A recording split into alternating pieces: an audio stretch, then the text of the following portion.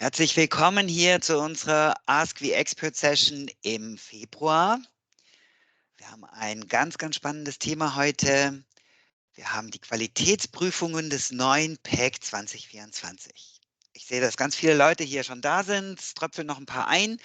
Ich plaudere noch so ein paar organisatorische Sachen aus, bis dann auch alle da sind. Und dann stelle ich auch hier die Leute vor, die mit mir heute in dieser Session sind. Ganz kurz zum Organisatorischen. Wer Untertitel benötigt, der kann das machen. Oben über diesen Menüpunkt weitere, diese 3 Punkte, dort auf Aufzeichnen oder Moment, jetzt muss ich gerade selber überlegen, Aufzeichnen und Transkribieren, nein, Sprache und Sprechen, ja. Genau, Sprache und Sprechen, Live-Untertitel aktivieren. Und dann werden wir hier die Live-Untertitel, die werden dann eingeblendet für denjenigen, der sich das aktiviert hat. Kurzer Hinweis noch, die Live-Untertitel, die wir jetzt hier verwenden, die sind von Microsoft Teams automatisch. Sie sind okay, nicht die beste Qualität. Wir zeichnen das ganze ja auf und es wird dann neue Untertitel geben, die richtig geprüft sind, handgedengelt, also richtig das, was wir gesagt haben, ist dort wiedergegeben. Das ist ziemlich aufwendig. Jeder, der das schon mal gemacht hat, weiß das. Und deswegen der Hinweis, also wenn das hier jetzt, also seid nachsichtig mit den Live-Untertiteln hier jetzt auf Teams-Basis. Die Aufzeichnung wird dann richtig gute Untertitel haben. Also das hier nur vorweg. Wir sind beim professionellen Du. Das machen wir immer so. Ihr kennt es auch vom IAAP, von diesen Veranstaltungen her. Das machen wir hier auch. Ihr dürft natürlich Fragen stellen zu all diesen Sachen. Es ist knackevoll mit Wissen heute. Also ich bin schon ganz begeistert über all das, was wir da heute vermitteln und ich hoffe, dass wir durchkommen. Es ist wirklich viel Stoff. Das ist eine richtige Schulung heute. Trotzdem ist es wichtig, dass ihr natürlich eure Fragen stellen könnt und macht es im Chat. Ich habe auch hier Unterstützung. Mirjam, Regina werden auch immer den Chat im Blick behalten und an der jeweiligen Stelle dann eure Fragen einfließen lassen. Wir sind relativ viele Leute hier, deswegen ist es gut, dass wir da diszipliniert sind und nicht zu viele Side-Conversations, also Seitengespräche führen im Chat, sodass die Fragen, die direkt zum Topic sind, dass die auch wirklich durchkommen. Also das wäre super, wenn ihr da gut mitmacht und da diszipliniert seid. Jetzt stelle ich noch die Leute vor, die hier mit mir da sind. Also, das Erste, was ich sagen muss, es war ja eigentlich mein Kollege Peter Spraul vorgesehen hier. Er ist Senior PDF Accessibility Specialist bei Access4 und er ist der Leiter der Qualitätssicherung. Er ist aber krank geworden. Und wir haben nicht nur das Beste draus gemacht, sondern wir haben was Besseres draus gemacht. Wir haben nämlich aus einem gleich mehrere gemacht. Und jetzt stelle ich euch mal die ganzen Leute vor. Also, Mirjam ist da. Sie wird einen Blick auf den Chat haben und quasi co-moderieren. Dann haben wir Regina mit dabei. Regina ist im Team von Peter, also auch PDF Accessibility Specialist und sie wird aus der Perspektive Qualitätssicherung intern, wie setzen wir da Qualitätschecks ein, ihre Erfahrung mit einbringen. Und wir haben Patrick Foster mit dabei und er ist gerade einer der maßgebenden Entwickler von PAC 2024 und auch den Quality Checks. Und das heißt, wenn wir ganz genau wissen wollen, was denn ein Quality Check macht, dann fragen wir Patrick. Und im Zweifelsfall kann er sogar richtig in den Code reingucken und sagen, Moment mal, das und das wird geprüft. Und bei Patrick ist es so, Patrick versteht uns alle hier, versteht super gut Deutsch, aber er wird auf Englisch antworten und ich werde dann immer eine Zusammenfassung liefern, aber ich glaube, also ihr alle versteht wahrscheinlich das Englisch auch schon. Genau, also das zu dem Organisatorischen. Ich glaube, wir sind damit durch und dann steigen wir schon mit dem ersten Punkt ein. Wir haben es so aufgebaut, damit ihr euch darauf einstellen könnt, auf diese Stunde, die wir jetzt zusammen verbringen. Es gibt eine ganz kurze Abfrage am Anfang, die wird Regina durchführen. Wir wollen so ein bisschen wissen, wie gut kennt ihr schon die Quality Checks? Dann werde ich ein paar Worte allgemein zu den Quality Checks, also kurz einführen mit ein paar Worten und dann gehen wir auf die einzelnen Checks. Wir gehen alle 16 Checks durch. Ihr könnt ausrechnen, wie viel Zeit wir pro Check haben. Das heißt, bei manchen werden wir es ein bisschen schneller machen, andere ein bisschen ausführlicher. Ich habe immer ein Beispiel auch dabei, sodass man das schön anschaulich sieht. Und ganz am Ende wird es nochmal eine kurze Feedback-Runde geben und noch so ein paar hilfreiche Links für euch. Was man von vornherein schon sagen kann, auf der PEC-Webseite gibt es ja auch im Bereich Ressourcen, damit werde ich auch arbeiten. Ich werde gleich meinen Screen übertragen, dann seht ihr das auch. Dort gibt es ja auch Erläuterungen zu jedem einzelnen Check und mit denen werde ich auch arbeiten, aber wir werden hier natürlich noch viel mehr dazu sagen und ihr habt die Möglichkeit auch wirklich nachzuhaken, nachzufragen. Also Ziel wäre es wirklich, dass ihr wisst, für was es diese Quality Checks denn gibt und wie man sie einsetzt und was denn die Ergebnisse bedeuten. Aber jetzt erstmal, Regina, kurze Abfrage zu dem Vorwissen unserer Teilnehmerinnen. Genau, ich poste den Link hier rein. Markus, du kannst jetzt Ich, die Ergebnisse teilen. Wir können genau, direkt abstimmen. ich übertrage jetzt mal und gehe gleich hier hin und wir präsentieren. Genau, es ist noch sehr lebendig, es ist noch so ein Wettrennen. Wir haben ja 3 Säulen hier. Das erste, die Quality Checks sind absolut neu für mich. Die mittlere Säule ist, ich weiß, dass es sie gibt, habe aber noch nicht damit gearbeitet. Und die dritte Säule, ich nutze sie bereits regelmäßig. Und im Moment ist der Stand 5% sind absolut neu für mich, 57%. Ich weiß, dass es sie gibt, aber habe noch nicht damit gearbeitet und 37, ich nutze sie bereits regelmäßig. Noch ist ein bisschen Bewegung da drin, stimmt noch ab. Wir geben euch noch eine Minute. Bisher haben erst 40, 42 Leute abgestimmt. Also wir warten noch kurz, so jede Stimme zählt und wir wollen es ja nicht wiederholen, wie teilweise ja, Wahlen in Berlin. Also für alle, die aus Berlin zugeschaltet sind, ihr seid auch herzlich willkommen und ihr dürft jetzt hier direkt abstimmen und wir wiederholen diese Abstimmung nicht. Genau, so ein bisschen stabilisiert sich's. 7% sind absolut neu für mich. Mehr als die Hälfte, ich weiß, dass es sie gibt, habe aber noch nicht damit gearbeitet. Und rund 40%, ich nutze sie bereits regelmäßig.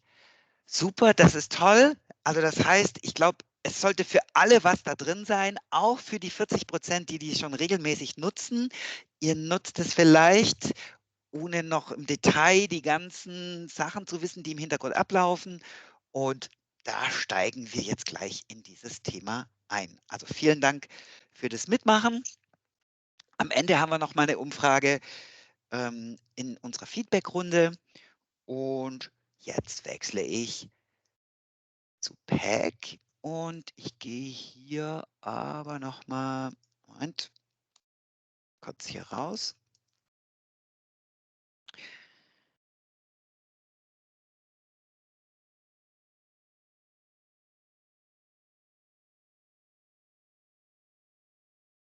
So, jetzt sind wir bei PEC und den Quality Checks.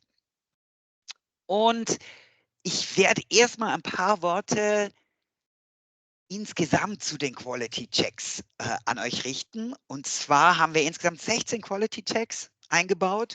Es ist ja ein separater Reiter. Sie sind hier auf einem Level mit dem PDF-UA, also der ISO-Standard PDF-UA. Dieses Checkset kennt ihr alle.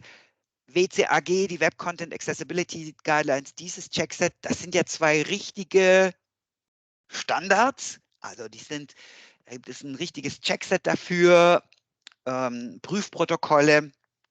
Danach richtet sich das. Und dann gibt es hier den dritten Reiter, die Qualitätschecks. Und das Erste, was wir sagen müssen, die sind experimentell. Es ist der erste Versuch mit diesen Qualitätschecks, weil wir gemerkt haben, es gibt viele schwarze Schafe unter den PDFs, die von sich behaupten, barrierefrei zu sein. Und es ist manchmal schwierig, die schwarzen Schafe von den echten Schafen zu trennen. Also nicht so leicht wie in Wirklichkeit, da erkennt man die schwarzen Schafe immer sofort in der Herde. Und da ist es ein bisschen schwieriger und wir haben überlegt, zum einen, also was für maschinelle Abfragen könnten da helfen? Und zum anderen ist es so, das wisst ihr ganz bestimmt auch schon, diese Checksets sind super gut, PDF-UA und WCAG, die sind aber nur auf alle Anforderungen, die man quasi per Software oder maschinell prüfen kann. Es gibt viele Anforderungen, da muss ein Mensch drauf gucken. Und das macht den ganzen Aufwand für die Qualitätssicherung noch so riesig. Und da haben wir gedacht, mit so ein paar Checks, die sind dann nicht immer eindeutig, aber sie können helfen, diesen Aufwand für das manuelle Prüfen zu minimieren. Und genau deswegen haben wir angefangen, mit den Qualitätschecks herum zu experimentieren. Das ist jetzt unser erstes Ergebnis. So ein bisschen aus dem Nähkästchen. Wir hatten noch viel mehr Qualitätschecks. Also, und wir haben einige wieder rausgeworfen, wo wir einfach gemerkt haben beim internen Testing, oh, die machen alles nur komplizierter. Das ist das Ergebnis, die ihr jetzt hier seht, die 16. Und wir haben sogar einen auch schon wieder herausgeworfen. Werde ich nachher noch drauf kommen. Wir gehen jetzt einzeln auf jeden ein. Die Quality Checks, die hängen teilweise mit UA und WCAG zusammen, aber sie haben natürlich nicht diesen Stand einer unbedingt zu erfüllenden Anforderung. Ja? Sondern ganz viele Quality Checks die spucken Warnungen aus. Es gibt manche, wo wir wirklich einen Fehler ausspucken, wo wir uns ganz sicher waren, dass es ein Fehler ist. Und das heißt, bei all diesen Warnungen, die könnt ihr überstimmen. Das haben die Quality Checks so. Also in der Natur, die sind also nicht normativ, sondern das sind eher Empfehlungen. Ihr könnt die überstimmen. Die sollen euch helfen, Fehler zu finden und den Aufwand für das manuelle Testen zu minimieren. Also das nur so zu der Einordnung dieser Quality Checks.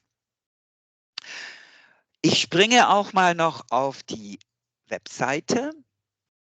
Ihr kennt die bestimmt, die PAC-Webseite. Dort gibt es unter Ressourcen ein extra Kapitel zu den Qualitätsprüfungen. Und hier sind alle 16 Qualitätsprüfungen aufgeführt. Und ich werde jetzt Stück für Stück durchgehen und kurz immer was erläutern, auch mit einem Beispiel erklären. Und wir schauen uns das erste Mal an. Gültigkeit des Dokumenttitels. Das ist eine Anforderung. Der Dokumenttitel ist immer das Erste, was angezeigt wird, oben im Fenster und ist das Erste, was vorgelesen wird von einem Screenreader. Und wenn da natürlich Blödsinn drin steht, dann hilft es wenig. Ihr kennt das bestimmt, wenn der Dokumenttitel leer ist, wenn der unausgefüllt ist, wenn dort nichts drin steht, dann wird das bereits von UA geprüft. Das heißt, da brauchen wir keinen Quality-Check. Hier ging es jetzt darum, bei dem Quality-Check ging es jetzt darum, ihr seht hier so ein Muster für eine Pfadangabe oder einen Dateinamen und manchmal kommt es automatisch dort rein durch bestimmte Programme und da spucken wir dann eine Warnung aus. Das heißt dann, Moment, du hast da etwas im Dokumenttitel drin stehen, was aussieht wie ein Dateiname oder ein Pfadname. Überprüf mal, ob du das wirklich da drin haben willst. Also das nur dahingehend. Ich glaube, das ist klar. Deswegen zeige ich hier jetzt nicht großartig ein Beispiel. Dann haben wir eher Zeit für die anderen Quality-Checks, wo wir ein bisschen tiefer gehen müssen. Der zweite Quality-Check, Korrektheit des Sprachattributs. Auch hierhin. Und hier müssen wir vorweg sagen, seit kurzem gibt es ja auch PAC 2024.1. In der Null-Version ist dieser Check noch drin. In der 1er-Version haben wir diesen Check herausgenommen. Und zwar ist es so, dass also wir haben herausgefunden, auch durch euer Feedback, vielen Dank dafür, meldet es immer zurück, wir greifen das auf, nichts geht verloren. Und wir wollen ja wirklich Tools bauen, die wirklich euch helfen, den Aufwand zu minimieren. Es soll viel einfacher sein, barrierefreie PDFs zu erstellen, zu prüfen, zu korrigieren. Und Hier ging es jetzt darum, okay, wir haben festgestellt, es ist ein bisschen zu streng, wie wir das auslegen mit diesen Sprachzuweisungen. Und ich zeige einmal hier jetzt ein Beispiel. Da springen wir zu PEG. Ich hole hier meine Beispieldokumente rein und ziehe das hier drauf. Ihr seht ja, ich habe hier mir, wie ein guter Fernsehkoch, habe ich mir einige Dinge hier schon vorbereitet und wir gehen jetzt ganz kurz mal hier rein. Und da sehen wir die Sprachzuweisung. Vergrößert. Ja. Hier bei DE, das ist unsere Empfehlung. Ich versuche mal ein bisschen zu vergrößern hier, was wir hier sehen. Und das wäre letztendlich die korrekte Sprachzuweisung, die wir empfehlen. Das heißt, selbst wenn wir jetzt im neuen Pack diesen Check herausgenommen haben, bitte verwendet diese kombinierte Sprachauszeichnung mit einem Sprachcode in Kleinbuchstaben, also meistens 2, hier DE für Deutsch, und den Ländercode in Großbuchstaben, verbunden mit so einem Bindestrich. Dann seid ihr auf der richtigen Seite. Es gibt zum Beispiel für die Schweizerdeutschen wäre das kleines de und dann großes ch verbunden mit dem Bindestrich. Und so hat man die Möglichkeit, immer genau die verwendete Sprache maschinengerecht zu hinterlegen. Es gibt auch andere Möglichkeiten, die wären auch richtig, aber als Empfehlung, um es einfach zu machen, benutzt dieses Pattern, dieses Muster und dann seid ihr immer auf der richtigen Seite.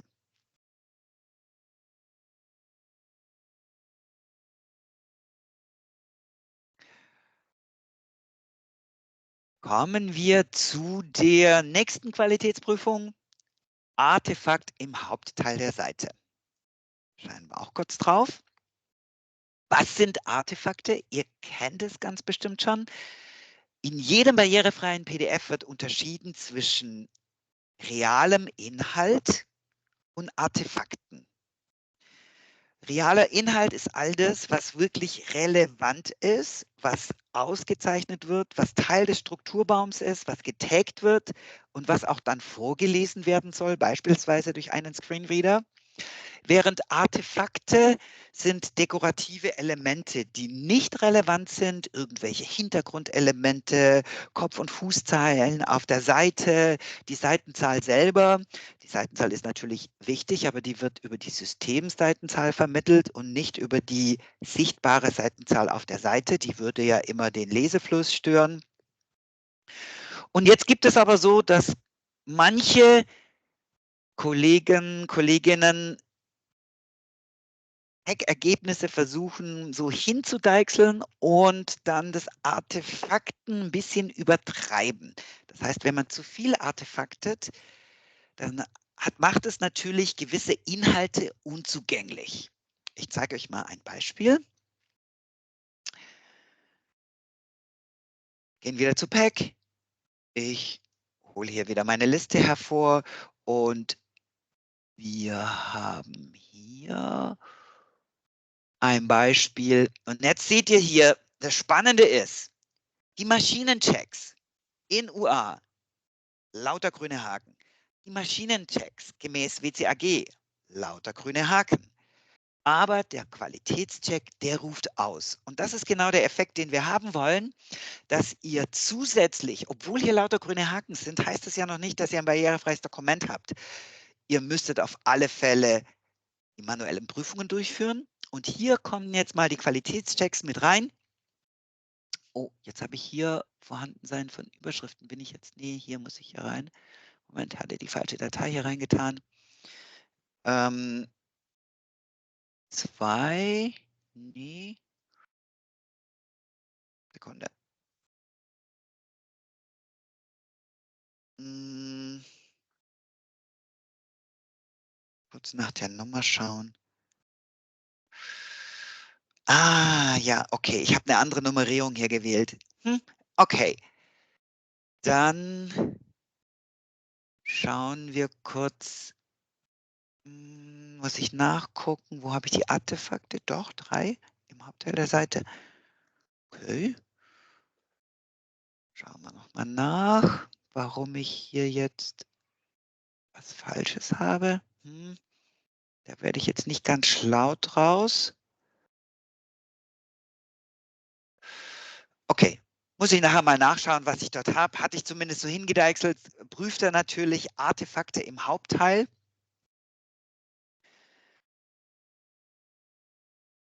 Wenn wir uns das hier anschauen.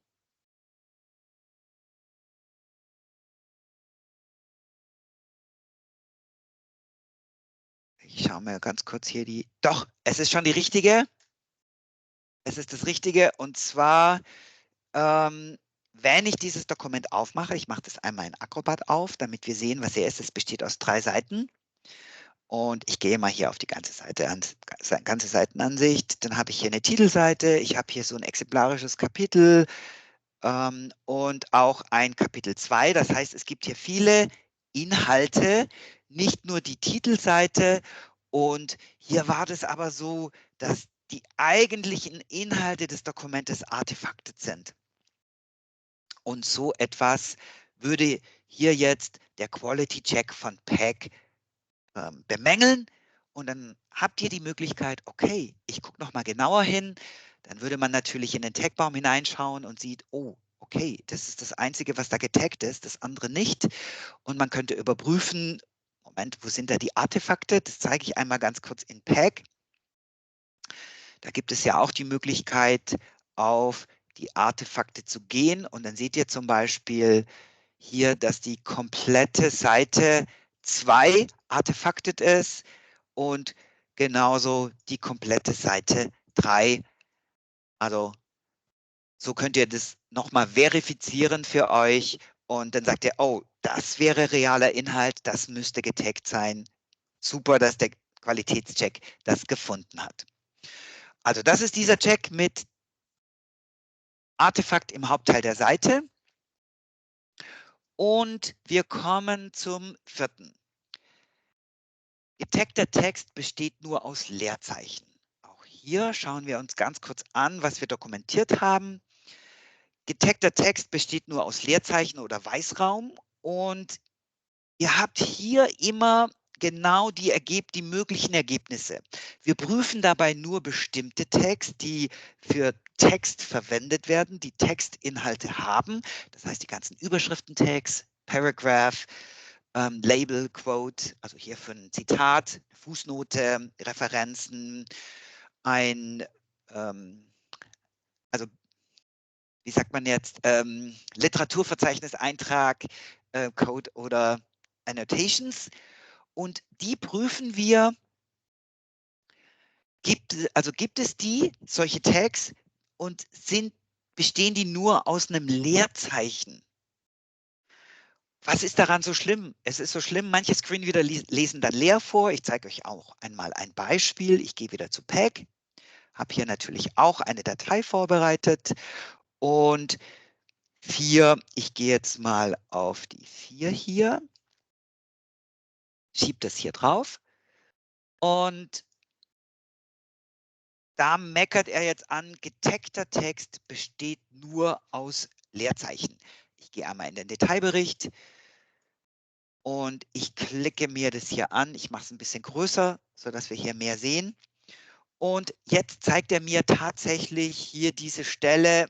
Also hier besteht es nur aus Leerzeichen, hier und hier. Und jetzt muss man wissen, was wird bemängelt? Das passiert, wenn ich mit leeren Absätzen layoute.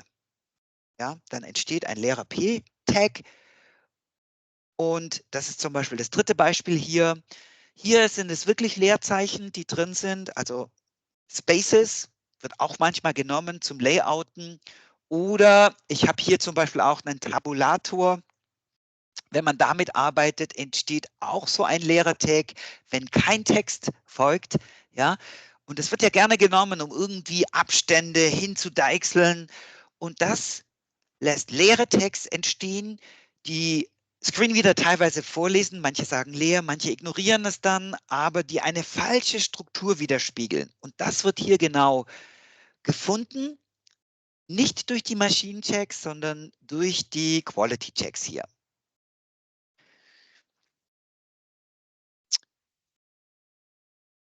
Springen wir auf den nächsten Quality Check.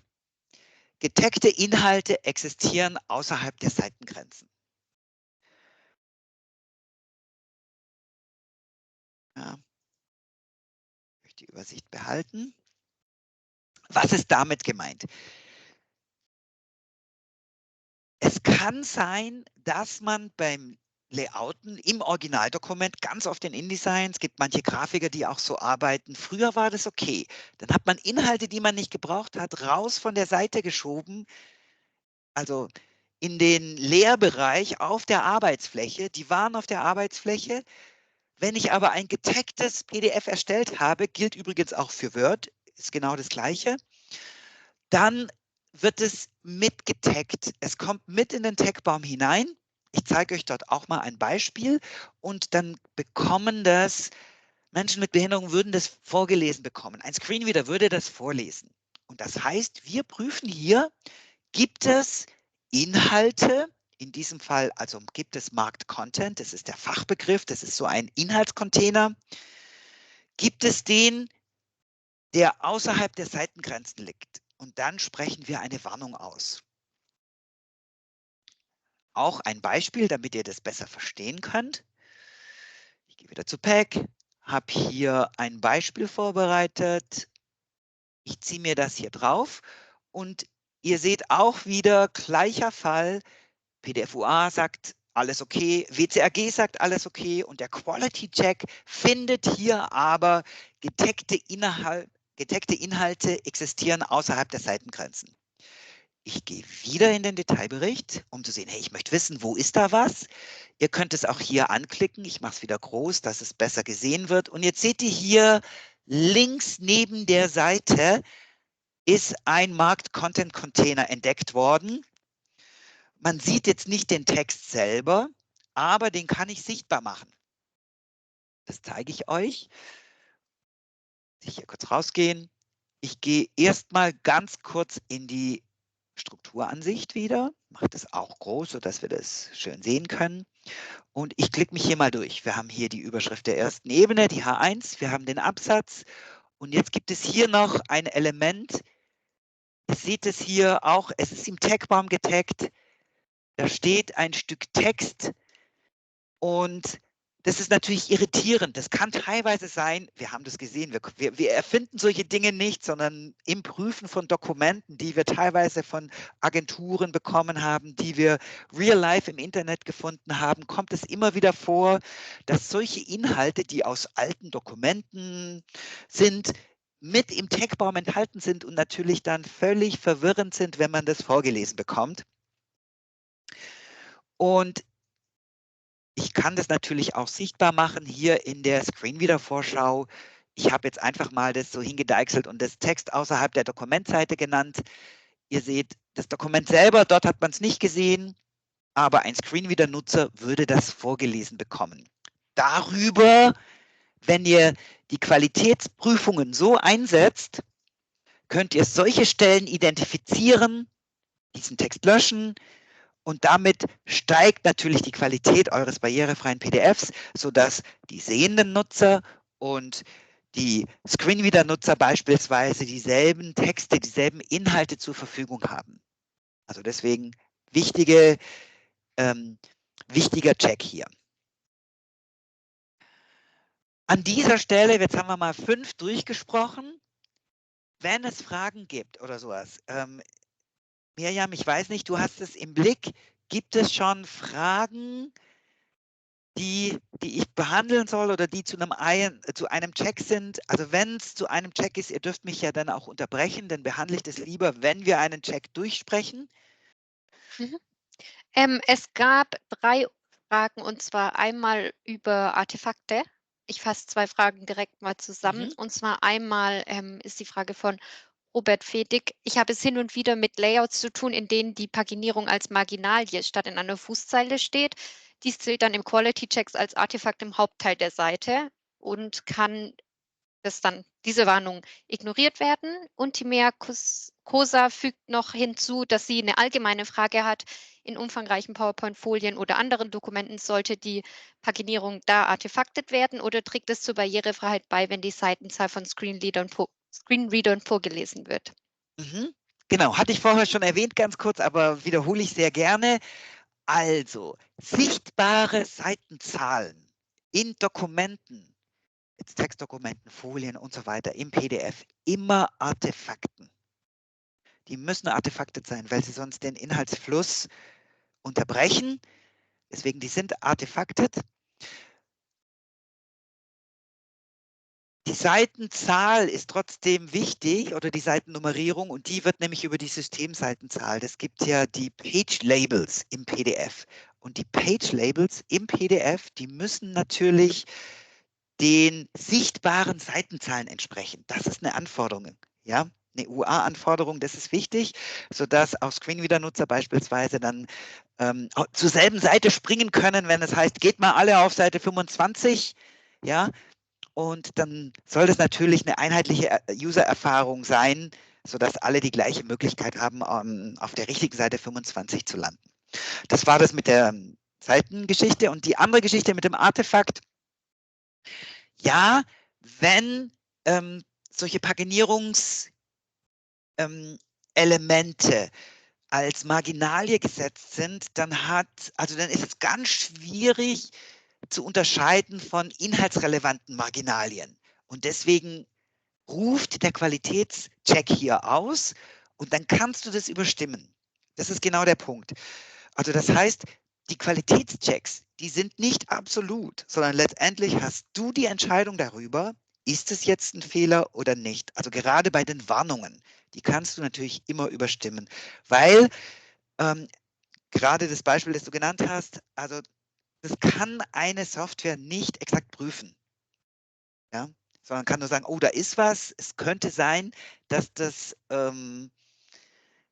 irgendwie fälschlicherweise realer Inhalt ist, der artefaktet wurde und dann beurteilst du das und überstimmst es dann. Genau. Du hast, glaube ich, 3 Fragen oder jetzt haben wir 2 gehabt? Genau, das waren 2. Thilo Bunzel, ich glaube, ich weiß gar nicht, ob es eine Frage ist oder eher eine Aussage. Habe eine Anzeigesprache Englisch als Warnung in einem IAAP-Dokument. Weiß nicht, ob Genau. du da Bescheid weißt oder was dazu sagen willst. Also, warte mal, wie ist die Frage? Was ist der Fehler? Also bei der Qualitätsprüfung kam Muss hier ein EN hin? ja, Ist die Frage. ja, genau. Genau. Englisch, wenn da nämlich Englisch drin steht, das war nämlich genau mein Negativbeispiel, das ich vorhin übersprungen habe. Da hatte ich Deutsch einfach reingeschrieben. Das funktioniert so nicht. Das kann nicht jede Software verstehen.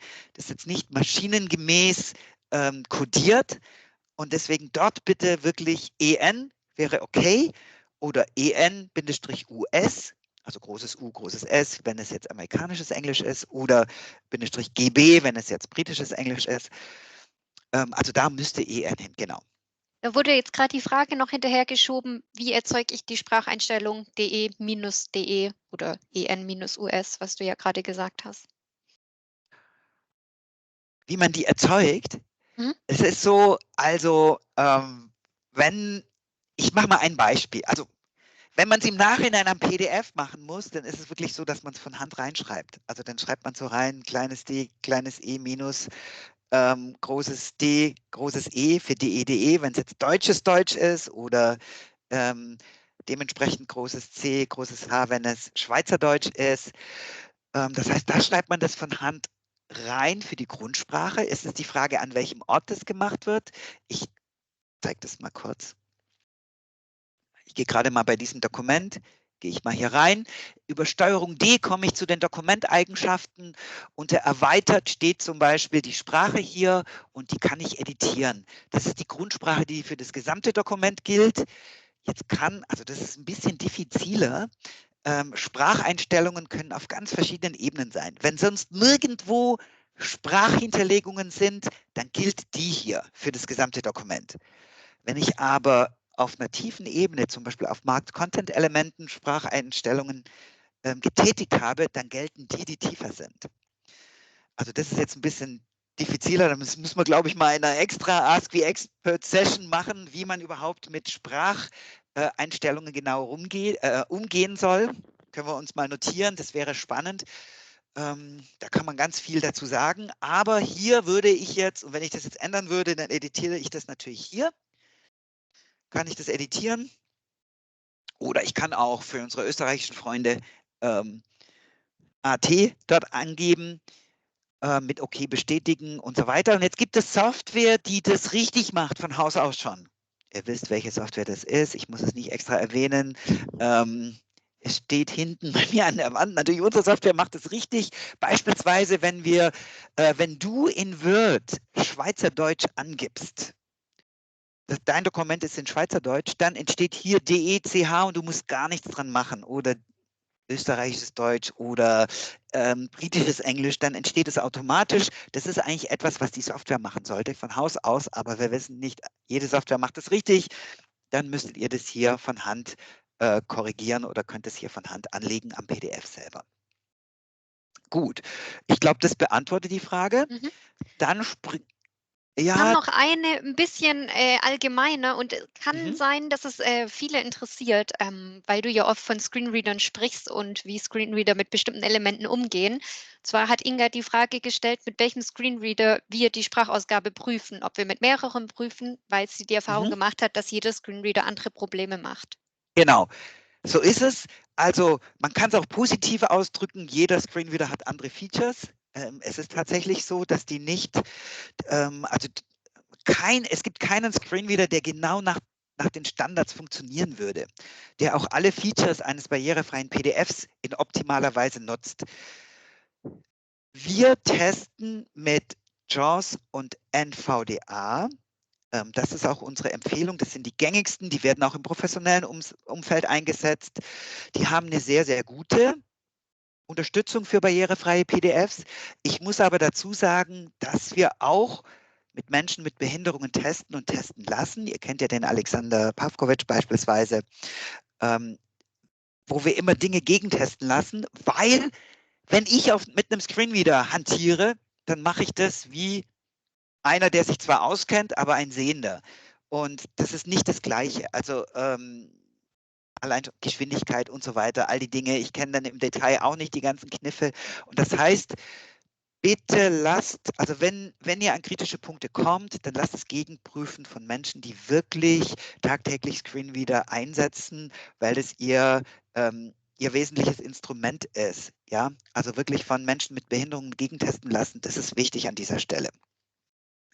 Aber natürlich testen wir trotzdem, auch alle unsere Leute sind in der Lage, mit einem Screenreader zu testen. Manchmal hilft es ja, ich muss mal kurz mir anhören, wie das mit einem Screenreader ist, dann kann man ja auch schon mal Hinweise bekommen. Ich sage nicht, dass es nicht hilft, aber für eine letztendgültige Aussage ist es gut, wenn man einfach dort einen Fachmann ranlässt und dort dann das als Urteil nimmt. Genau. Auf keinen Fall, an dieser Stelle muss ich sagen, auf keinen Fall Sprachausgabe aus Acrobat oder aus dem Reader nehmen. Das sind nämlich nur Text-to-Speech-Funktionen, keine Screenreader. Die sind viel zu rudimentär, die gehen auch teilweise gar nicht nach den Tags, die gehen nicht nach der Struktur, die eignen sich weder zum Testen eines barrierefreien PDFs, noch werden sie von blinden, sehbehinderten Menschen eingesetzt, sondern die haben wieder eine andere Zielgruppe. Die werden von Leuten eingesetzt, die sich primär noch an dem Dokument selber orientieren und da ist es dann eine Unterstützung, Text-to-Speech, sodass man den Text sieht und nochmal zusätzlich hört und deswegen werden die ganzen Strukturelemente gar nicht mit vorgelesen und so weiter. Das nur dazu. Gut, nächster Punkt, Vorhandensein von Überschriften. Gehen wir kurz dahin, auch ein Punkt, den wir wahrscheinlich relativ schnell machen können. Es kann nämlich sein, dass ihr ein getagtes PDF habt, das auch wieder gut abschneidet. Das zeigen wir einmal hier. Ich gehe jetzt hier drauf. Jetzt gehen wir zum nächsten. Und ihr seht, grüne Haken in UA, grüne Haken WCAG, Quality Check, Vorhandensein von Überschriften wird bemängelt. Ich gehe hier kurz drauf. Da ist es natürlich so, Dokument enthält keine Überschriften. Das sagt ja der Fehler schon. Es gibt keine Überschriften. Wohin soll es springen? Deswegen kann es mir hier nichts anzeigen von dem Dokument selber. Aber das heißt natürlich, es hat komplette Tags. Ihr seht, es sieht ziemlich gut aus. Und wenn ihr jetzt die Qualitätschecks nicht hättet, denkt euch mal den dritten Reiter weg. Dann würdet ihr sagen, ach super, barrierefrei, raus damit. Und Überschriften sind die wichtigsten Strukturelemente. Die können einzeln angesprungen werden. Die helfen Menschen, die auf Screenreader beispielsweise angewiesen sind, ganz gezielt zu navigieren. Das ist eine ganz wichtige Navigationshilfe. Und das ist natürlich klar, sobald ich ein mehrseitiges Dokument habe, brauche ich Überschriften. Wenn ich natürlich nur eine Seite habe, dann braucht man das nicht. Ich sage immer, ein Liebesbrief hat eventuell keine Überschrift. Also das kann durchaus vorkommen. Es gibt Dokumente, die keine Überschrift haben. Deswegen nur eine Warnung. Schaut nach. War das so gedacht? Ist es vielleicht ein Liebesbrief? Dann ist es okay, wenn es keine Überschriften hat. Aber ansonsten, ja, Überschriften ergänzen an dieser Stelle dann. Gut. Springen wir zu 1, 2, 3, 4, 5, 6, 7. Vorhandensein von Lesezeichen, wenn es Überschriften gibt. Markus, so nur ein kleiner Hinweis. Es ist schon 14:41 Uhr, dass du die Zeit auch im Blick dann hast. werde ich nicht zu jedem Dings ein Beispiel zeigen. Und ich glaube, hier Vorhandensein von Lesezeichen, wenn es Überschriften gibt, da genügt es sogar, also da geht es nur darum, gibt es Lesezeichen, ja oder nein. Wir prüfen nicht, passen die zusammen, sind es die richtigen Lesezeichen, das wird nicht geprüft, das ist einfach nur ein schneller Check, gibt es Lesezeichen, weil es Überschriften-Tags gibt und wenn es Überschriften-Tags gibt, muss es auch diese Lesezeichen geben. Aus Usability-Sicht. Das sagt weder WCAG, naja, man könnte es von WCAG ableiten, alternative Zugangsweise, ja, aber ganz starker Usability-Faktor. Und UA würde das nicht vorschreiben. Also an der Stelle wäre WCAG sogar strenger. Aber natürlich ist es ganz wichtig, auch für alle Sehenden, also Lesezeichen sind natürlich nicht nur ein Barrierefreiheitsfeature, sondern ein grundsätzliches Feature von PDF. Kommen wir zu Inhaltsverzeichnissen. Auch so eine Geschichte. Also TOCI, das sind Table of Content Items. Das sind die Inhaltsverzeichnis-Einträge. Ich springe mal kurz hier drauf. Und da ist es so, ein Inhaltsverzeichnis, das schauen wir uns auch an, damit ihr ein nettes Beispiel habt. Und hier geht es jetzt darum, ob die Inhaltsverzeichnisse überhaupt verlinkt sind. Das habe ich jetzt hier. Ihr seht wieder die ersten zwei, alles okay. Quality nicht, also TOCI-Elemente enthalten Link-Elemente. Nein, eine Warnung. Dann heißt das bitte prüfen. Dort ist es jetzt so, dass es nicht verlinkte Inhaltsverzeichnis-Einträge gibt. Und das heißt, das macht es ja fast gar überflüssig in gewisser Weise, weil ähnlich wie mit den Lesezeichen, es sollte eine alternative Zugangsweise bieten zu den einzelnen Teilen deines Dokumentes. Und es ist ein bisschen umstritten, aber zumindest ist es ein Usability-Faktor, eine Empfehlung, deswegen auch hier nur eine Warnung. Inhaltsverzeichnisse sollten immer verlinkt sein und das wird hier geprüft. Es gibt dann noch eine weitere Geschichte, ob die Inhaltsverzeichniseinträge korrekt mit den Überschriften verlinkt sind.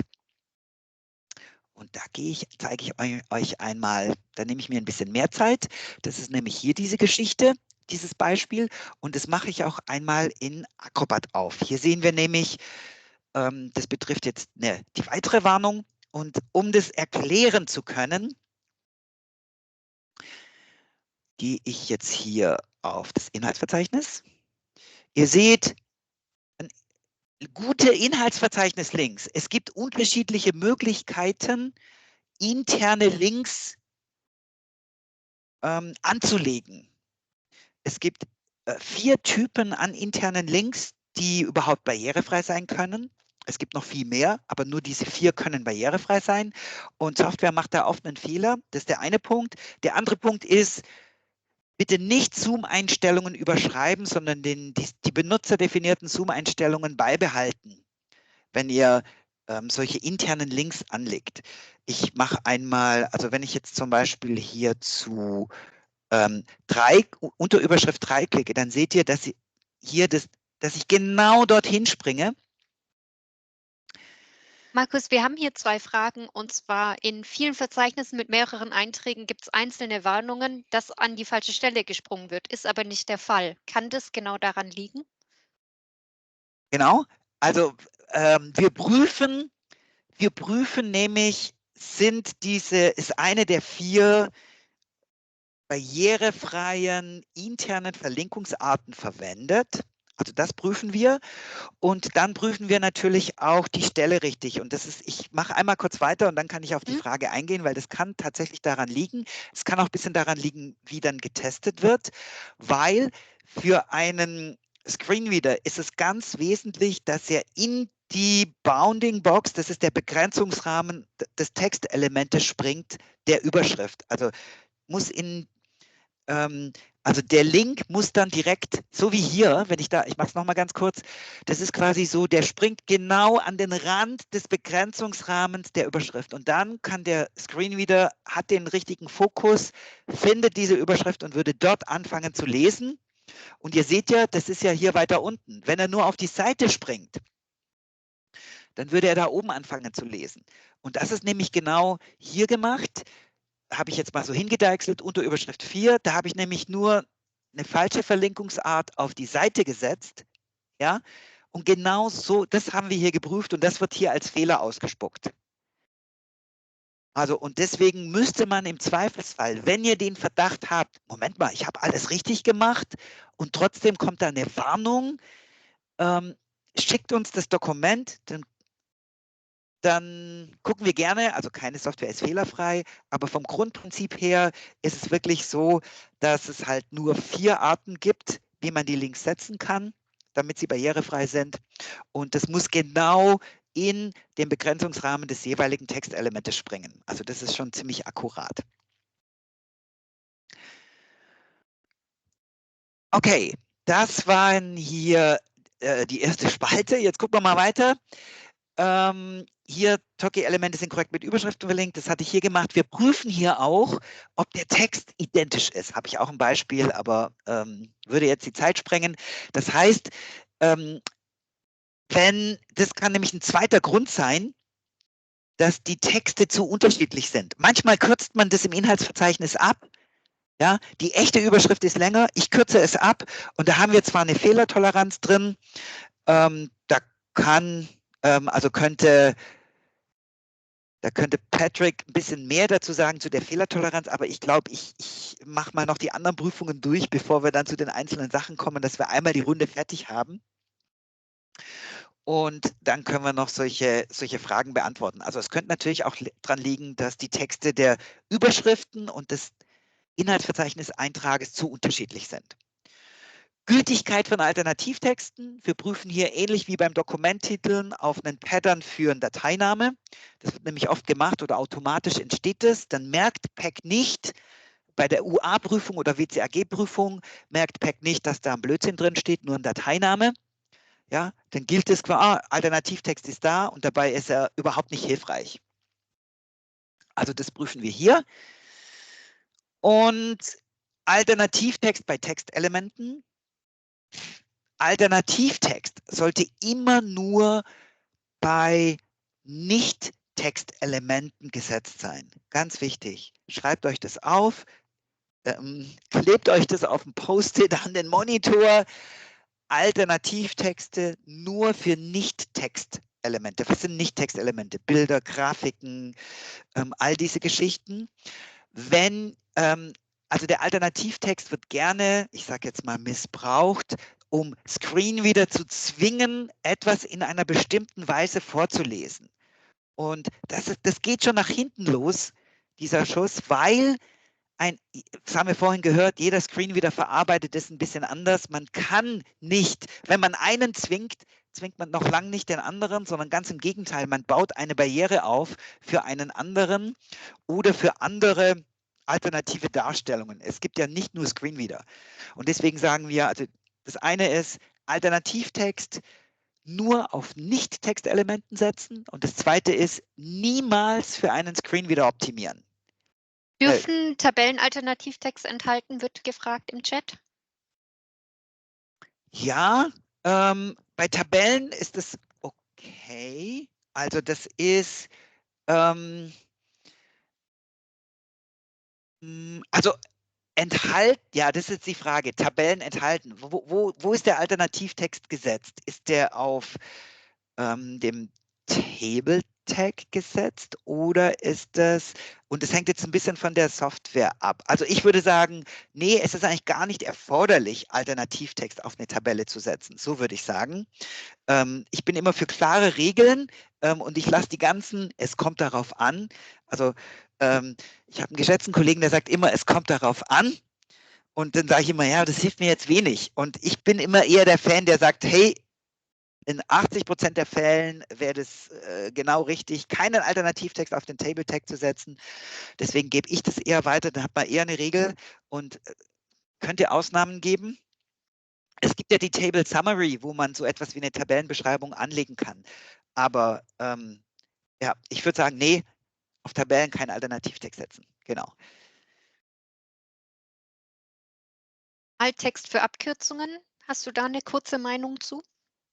Da gibt es Expansion Text. Das ist ein anderes Attribut. Nicht den Alternativtext verwenden. Es gibt ein eigenes Attribut dafür, könnte auch mal für eine andere ASCII Expert Session sein oder ich glaube, wir haben es bei der zu Access PDF mal gezeigt, weil man das dort ganz elegant anlegen kann.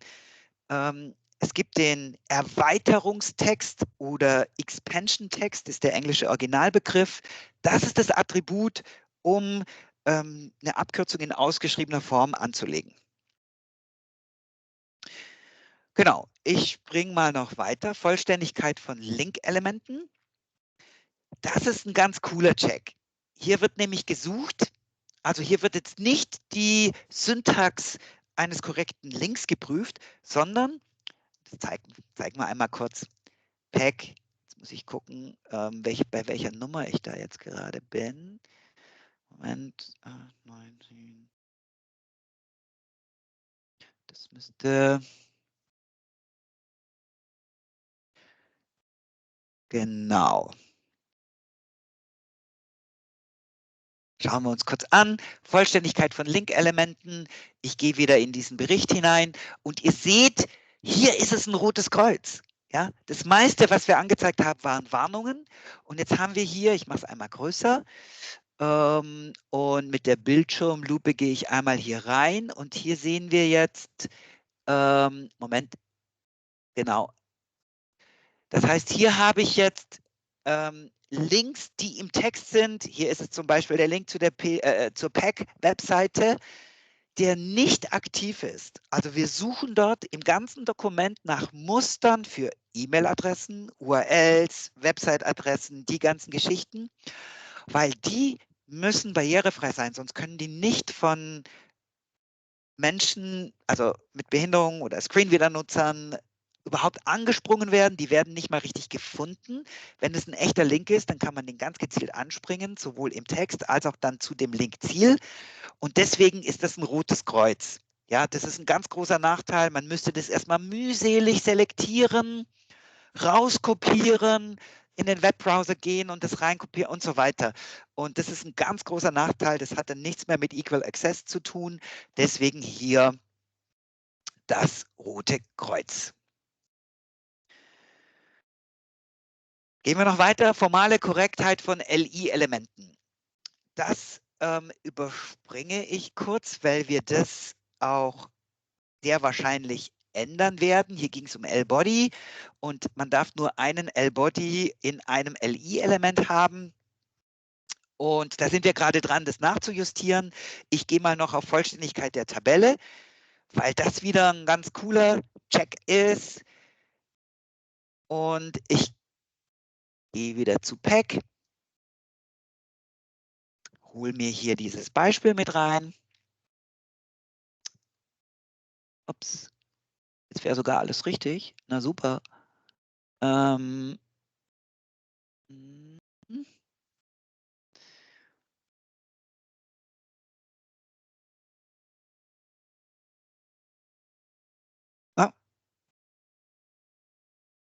kurz reingehen in den Strukturbaum. Oh, da muss ich, meine Tabelle ist jetzt nicht da. Okay, dann machen wir das mit dem, Moment. Ja. Vollständigkeit der Table-Elemente. Gehe wieder rein. Klick hier drauf und dann hebt er mir die Tabelle hervor. Wir schauen das einmal uns auch im Strukturbaum an. Und zwar ist es ja so, ihr seht auch hier wieder, UA sagt alles okay, WCAG sagt alles okay. Und hier wird jetzt wirklich geprüft, habe ich überhaupt TH-Elemente in meiner Tabelle? Deswegen ist es eine Warnung. Es könnte ja mal eine Tabelle ohne THs geben. Das sind die Spalten- oder Zeilenüberschriften, also Überschriftenzellen. Hat meine Tabelle überhaupt Überschriftenzellen? Und wenn ich jetzt mal hier reingehe, ich vergrößere das ein bisschen, und dann sieht man, ich klappe das mal auf, die ganze Tabelle besteht nur aus Datenzellen, nur TDs. Und ihr seht aber optisch, ich kann es einmal kurz vergrößern, wir haben hier natürlich Überschriftenzellen, die sind aber nicht so ausgezeichnet. Die Machine-Checks haben das nicht gefunden, der Quality-Check schon. Und ich weiß von Regina, das ist zum Beispiel etwas, also wenn wir ein bisschen mehr Zeit hätten, dürfte Regina jetzt noch mehr dazu sagen zu der Qualitätssicherung hier an der Stelle. Aber ich mache einmal noch die Runde durch, sodass wir über alle Checks durch sind. Und das sind ja nur noch 2 Node-Elemente. Das sind Fußnotenelemente. Das betrifft hier zum einen, dass ein Node-Element in einem Fußnotenelement muss natürlich das Label separat ausgezeichnet sein. Das wird hier geprüft. Also was ist das Label in der Fußnote? Das ist die 1 oder der Stern. Das heißt, dieses Zeichen, das diese Fußnote den Fußnoteninhalt bezeichnet und dann auch finden lässt. Und der letzte Check, da geht es darum, sind denn diese Fußnoten oder Endnoten, sind die denn auch richtig verlinkt? Und hier müssen wir nochmal sagen, weiß ich auch von Patrick, im Moment prüfen wir da nur auf derselben Seite. Das ist natürlich ein bisschen Quatsch, weil die Fußnote selber die könnte am Ende des Dokumentes, am Ende des Kapitels stehen. Das wäre auch okay. Da justieren wir nach. Das wird dann in PAC 2024.2 wird es dann korrigiert sein. Also soweit zu diesem ganzen Rundumblick. Hier diese 16 Qualitätsprüfungen, die helfen sollen, den Aufwand zu minimieren, den Prüfaufwand. Genau. Kurzer Blick zu Mirjam. Gibt es noch Fragen gerade hierzu, zu einem der Punkte? Ja, was, wenn der Linktext Teil einer sich wiederholenden Fußzeile ist, soll die nicht grundsätzlich artefaktet werden? Ist eine Frage zu dem Ja, Link-Element. genau. Also in Kopf- und Fußzeilen, also laufender Header, laufender Footer, wenn dort Linktexte sind, dann können die im Moment noch nicht richtig ausgezeichnet werden, gemäß also PDF 1.7. Das wird, also jetzt mit UA1 geht es gar nicht, dass man die richtig auszeichnet. Das heißt, man muss einen Tod sterben. Entweder mache ich einen aktiven Link draus oder ich lasse ihn inaktiv. Ich würde jetzt empfehlen, im laufenden Header und Footer, dass man die inaktiv lässt. In UA2 wird es dann so sein, dass man auch solche Link Annotations, das sind diese Verlinkungsrechtecke, dass man die auch artefakten kann. Die kann man im Moment nämlich nicht artefakten. Und dann wird es natürlich dann auch unsere Software können. Das ist dann mit dem UA2 wird für Q2 in diesem Jahr erwartet. Das gibt es ja noch nicht, die Spezifikation. Und da ist es aber Teil davon. Und dann wird man das lösen können. Das heißt, im Moment würde ich einfach sagen, nee, wenn ihr da Links aufführt, dann lasst die inaktiv. Und führt aber diesen Link als aktiven Link irgendwo im Hauptinhalt auf. Ja, Kontaktdaten am Ende des Dokumentes oder sowas, damit er zumindest an einer Stelle mal aktiv hinterlegt ist. Eine letzte Frage, bevor wir zu den Links kommen, also zu unseren internen Links, die wir gerne teilen würden, ist von Andrea Doppler. Wann gibt es PAC für Mac-User? Ja, die Frage, das ist meine Lieblingsfrage, weil die kommt egal in welchem Seminar, immer wenn PEC erwähnt wird, kommt diese Frage. Und es ist natürlich so, wir wissen das steht auf der Liste. Wir gucken auch nach Funding dafür. Da haben wir schon ganz lange, schon damals, als es noch bei der Stiftung Zugang für alle, als PEC noch bei der Stiftung Zugang für alle war das auch schon ein Wunsch. Wir wissen das, wir nehmen das ernst, wir gucken, dass wir das irgendwie anpacken. Ich kann jetzt nicht versprechen, es ist jetzt morgen da oder übermorgen, also so schnell wird es jetzt nicht gehen, aber es ist ganz hoch gerankt. Wir würden natürlich sehr gerne PEC auch für Mac zur Verfügung stellen. Und ja, also das ist gerade das, was ich dazu sagen kann. Wir wissen, dass es wichtig ist. Habt noch ein bisschen Geduld und wir sind gerade an ein paar Dingen dran, also andere Organisationen, die uns da unterstützen. Und je nachdem, wie die Unterstützung aussieht, dann kann es schneller gehen oder es dauert noch ein bisschen. Also das ist das, was ich sagen kann. Ja. Genau. Ich Super. glaube, ich habe alle Fragen. Falls ich Mhm. eine übersehen habe, dann kann die sehr gerne in unsere Access for Community gestellt werden. Da wird sie dann auch ganz schnell beantwortet. Und ich glaube, jetzt kurz die Links, dann kommt die Feedback-Runde. Noch zum Abschluss, sorry, dass wir haben schon ganz kurz, ich verstehe, wenn manche Leute rausgehen müssen aus dem Meeting, man hat ja Folgetermine. Wir wollen auch noch auf den Access 4 Day hinweisen. Also da ist es natürlich so, dass wir dann üppig Zeit haben und nicht nur eine Stunde, sondern einen ganzen Tag uns treffen und live und in Farbe und persönlich. Und ich würde liebend gerne jeden von euch da persönlich begrüßen und treffen, ein bisschen plaudern. Es wird dann ausgiebig Zeit sein, auch für Networking und persönliche Begegnungen. 14. März. 2024, tolles Programm, schaut euch das an. Ich glaube, Miriam hat es schon gepostet oder du Hab schon. genau, im Chat. Also das ist die eine Sache. Und dann haben wir natürlich auch unsere nächste Ask the Expert Session. Und da geht es darum, wie muss ich in PowerPoint vorarbeiten, um barrierefreie PDFs effizient erstellen zu können. Und da wird Janne Brönner von Access4 Experte sein und uns in die Geheimnisse einweihen, was man denn alles im PowerPoint machen kann und wie es dann hinten im PDF rauskommt. Das ist am Mittwoch, 6. März, also schon in 2 Wochen quasi. Genau. Also das ist wegen dem Access 4 Day, haben wir das vorgezogen, sonst wäre das später, wäre es genau da reingefallen. Also wer dabei sein möchte, sehr gerne, meldet euch an. Ich hoffe, diese Session hier hat euch jetzt geholfen und das würden wir gerne noch kurz abfragen. Also deswegen, Regina, noch das letzte Feedback. Ich habe noch eine Sache. Ich habe die Links in den Chat gepostet. Ich habe aber mitbekommen, dass manche assistiven Technologien die Links nicht verarbeiten. Falls jemand die Links haben möchte, gern eine E-Mail an uns schreiben. Ich schicke die Links dann per E-Mail durch. Mhm.